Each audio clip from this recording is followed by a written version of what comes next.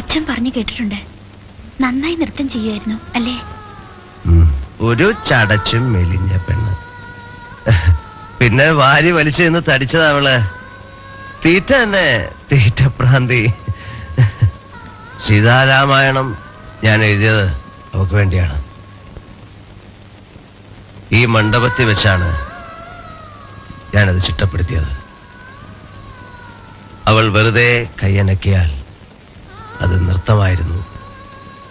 മുഖം വിടർന്ന ചെന്താമര, കണ്ണുകൾ സമുദ്രങ്ങൾ.